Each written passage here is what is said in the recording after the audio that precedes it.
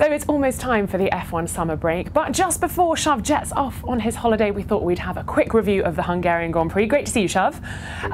Let's go back before the race weekend and almost to the practice sessions, because FP2 had a couple of red flags. What did that do to your preparation going into the race? Well, the big thing you lose there is the long runs, because here the tyre temperatures are very important. You've got to get them up to those elevated temperatures to see how they're going to behave in the race. And the problem is when you get an interruption like that, it means that you can't actually have a sustained number of laps at that upper temperature. So the effect on us was really the same as on everyone else. We were lacking information on how the tyres would perform in sort of race trim. And on our side, it was more the super soft that we had the question mark about. There were some teams who got decent runs on it. But for us, that was the bit of information that was missing. But even regardless of that, what we had this weekend was quite a change in conditions from Friday through to Sunday. So it was getting hotter and hotter as the weekend went on. And on Sunday, we were around 10 degrees hotter on the track than we were on Friday, which again puts you in a different region. And it's so different that it's quite hard to extrapolate and actually know what you're going to get. Well, as we can see a track temperature of 55 there, an air temperature of 30. And on the grid, you could see the mechanics cooling down Lewis's car. Was it more difficult to manage temperatures this year in Budapest then? Well, we did have a bit of an issue on the grid with some off-car kit that we used just to get the heat out of the car ready for the start of the race. It all starts as cool as possible. But that's kind of separate to the challenge of Budapest. And the thing you're missing at Budapest are sort of the really long straights where you can let everything cool down. It's a relatively low speed circuit, so you haven't got as much air going through the car. But the other big thing here, again linked to the straights, is you can't pass. So you can almost always assume that unless you're leading the race, you're going to be in traffic at some point. And it's when you get that dirty air, it's not as effective at cooling, and that's one of the big issues. Well, that might lead us nicely on to the next question, because of course Max Verstappen made that pass on Lewis on the opening lap, as we can see there on the pure pit wall. What did that do to Lewis's race? Well, I mean, it compromised it, because he was just managing his tyres. He knew he wasn't going to be able to overtake. He had a little go at it in the early laps, but he actually gave up quite early, and he knows that if he just sits there sliding around, he'll damage the tyres. And in this early stage, as I said, we didn't know quite how strong that the super soft tyre was going to be. So he just sat there. Now, the other thing that was going on was we saw Verstappen got a penalty for hitting Ricciardo. Now, early on we didn't know whether that was going to be a drive-through, which he would have needed to take almost straight away, or this pit stop penalty. And when he got the 10-second penalty, it was obvious that he was going to go as long as possible, because what he's trying to do is clear as much of the field so he can come in, make his stop with the 10 seconds and not lose position. So that was the tricky bit for Lewis. We kind of think if we sit behind him, we could be here all day, because he might just keep going and going. And what he would have been waiting for was a safety car, because if you get a safety car, you recover 8 seconds. Everyone had stopped just about, so he could have done his penalty for almost no overall cost. So that was where we thought, well, with Lewis, we can either sit here and run Max's race, jump him on the stop, or we do our own thing.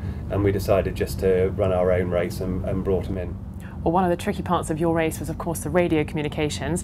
How much did that affect Lewis, do you think, in terms of being able to have a shot at overtaking the Ferraris?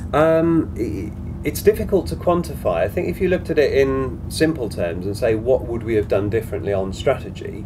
Well, probably we would have just sat behind Max until he stopped and gone for the pit stop then. And with a bit more communication, maybe it would have pushed us in that direction, because Lewis was saying the tyres were good, and he could have stayed out longer. There was no issues, and he was quick. He was just held up.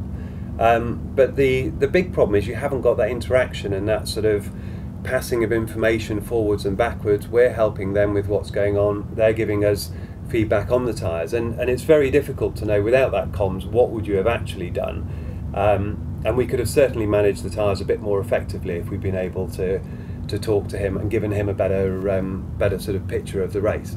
But it does just complicate it, and it adds a bit of pressure. And you're so used to having this, dialogue with the driver all race. It's kind of you're a bit out of your comfort zone when you lose that. Well, I tell you where you were in your comfort zone was there at the top of the pit lane times, fastest for Lewis. So a silver lining there for him.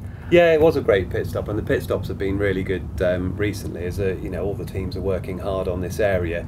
You never know when you're going to be in a situation where it really makes a difference, but very satisfying to be up there again. We then had this dramatic moment of switching the drivers. A lot of interesting reactions going on there. Of course, you switched Lewis in front of Valtteri.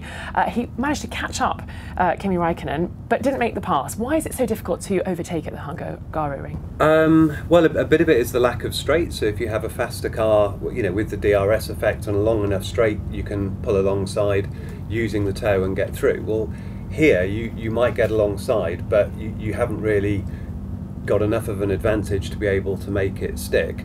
And also it's down to some of the speed of the corners coming onto the straights. So they're fast enough and long enough that if you're sat in someone's toe, you've not got the same grip as they've got, and they can get that really good exit. And you quite often see the following car will be getting a snap of oversteer as they pick up the throttle. And that's largely linked to the turbulent air that they're in. So there's a number of factors, but to be honest, you know, it was all we could try was to let him have a go, and Lewis was able to put him under some pressure, but we knew it was less than likely to actually come off. Well, talking of pressure, what was it like on the pit wall in the closing stages of the race, Shav? Because obviously you had that switchback still to do, and Verstappen breathing down the neck of Valtteri. Yeah, I mean, it wasn't completely comfortable. We would have perhaps liked to have done it when Verstappen wasn't there, but that would have meant us dropping back from the Ferraris 6 or 7 laps earlier. And we didn't feel it was, you know, we felt that there was still some possibility if Kimi maybe locked a brake that we could have gained something. So that then sort of forced us into a position where we had to do it right at the end. And yeah, you've got to really trust the drivers here. You know, Lewis did want to give the place back because those were the terms that we'd sort of let him attack on. The question was only, could we do it without losing the position to Verstappen? And it wasn't as comfortable as it could have been, but they're very talented at doing this, and they can judge the gaps well. So we weren't actually interfering there. We just told him how many cars he had to drop back, but he was able to choose when and where he did it, because if we tried to choreograph it from the pit wall, it would have probably gone wrong. Well, you say they're very talented. I think both Lewis and Valtteri demonstrated incredible sportsmanship as well this weekend, putting the team's interests way above their own personal interest. What does that say about the spirit of the team as we go into the summer break? Well, I think, you know, it's great. It's great working in this team at the moment. Everyone's pushing in the same direction, and we're determined to keep fighting for the championships. And I think with the relationship between the drivers at the moment, the way they work together, I don't think we could honestly improve it much. It's a difficult thing to get right. You see it up and down the grid, and even with teams at the back, you can see their drivers banging wheels and arguing about who should be in front and who should be behind.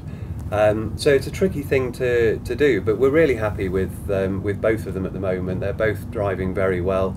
They're both super competitive. But they realise that, you know, we've got to create these opportunities if we're going to beat Ferrari. Fantastic stuff. Well, enjoy the summer break, a bit of testing before you're able to go off on your holiday, Shav. Thank you so much, and we'll meet again, I'm sure, after Spa. Thank you very much.